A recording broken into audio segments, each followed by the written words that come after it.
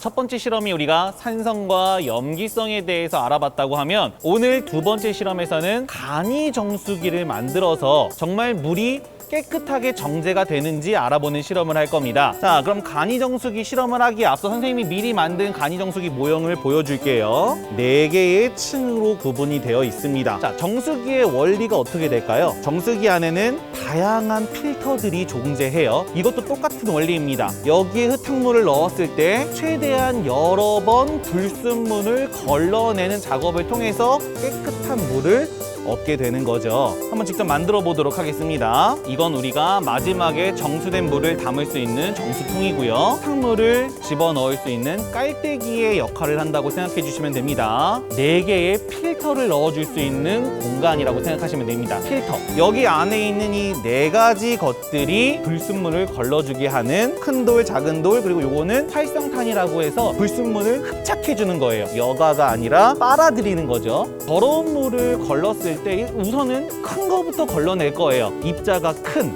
돌을 첫 번째 층에 집어넣으면 좋겠죠. 제일 먼저 이 첫 번째 통에 넣어주겠습니다. 자, 여기에 흙탕물을 집어넣을 거기 때문에 깔때기와 결합을 해주겠습니다. 두 번째 필터층을 만들게요. 돌을 넣어주겠습니다. 이렇게 해서 두 번째 층을 완성했습니다. 그러면 아까 우리가 먼저 만들었던 첫 번째 필터층과 결합을 해줄게요. 세 번째는 활성탄을 넣어줄 거예요. 아까 선생님이 얘기했죠. 다른 돌들은 여과, 흡착하는 효과를 가진 게 바로 이 활성탄입니다. 이렇게 세 번째 활성탄층까지 만들어줬고요. 아까 저희가 만들었던 것과 결합을 해서 3개의 필터층이 나오게끔 지금 만들어놨습니다. 마지막 층까지 만들었고요. 마지막에 우리가 정수된 물을 받을 수 있는 정수통까지 연결을 하면 이렇게 간이 정수기 세트가 만들어지게 됩니다. 이 활성탄에는 약간 가루 같은 것들이 묻어있기 때문에 처음에 이 흙탕물을 집어넣게 되면 이 가루 같은 것들이 빠져나와서 까만 물처럼 돼 있는 게 보일 수 있어요. 간이 정수기 실험을 할 때는 반드시 몇 번 걸러주고 나서 실험을 해야지 흙탕물을 정제된 물로 바꿔서 얻을 수 있습니다.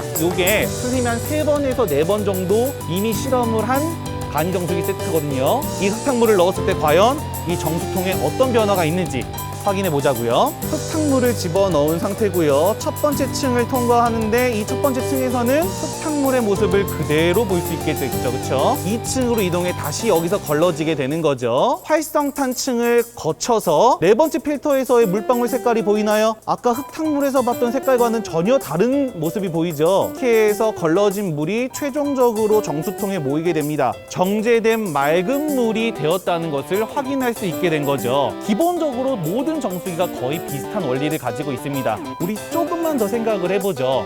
물 때문에 고생하는 나라들이 굉장히 많습니다. 더러운 물을 어쩔 수 없이 먹게 되는 친구들이 있는데 그 더러운 물을 내가 먹게 되면 오염원들이 내 몸에 들어오게 되고 그게 나에게 질병을 일으키겠죠. 그런 친구들을 위해서 우리가 정수기를 갖다 주면 참 좋을 텐데, 우리 친구들 적정기술이라는 이야기 들어봤나요? 살기가 조금 어려운 나라, 그런 나라에서 환경적 특성을 고려해서 거기에 맞게끔 물건을 만들어주고 기술을 개발하는 게 바로 적정기술입니다. 이 간이 정수기에서 영감을 얻어서 정수된 깨끗한 물을 먹게끔 해주기 위해서 스위스의 한 사람이 라이프 스트로라는 빨대를 개발했습니다. 이 라이프 스트로 안에도 필터가 몇 개가 들어있어요. 입으로 들어올 때는 깨끗한 물이 들어오게 되는 거죠.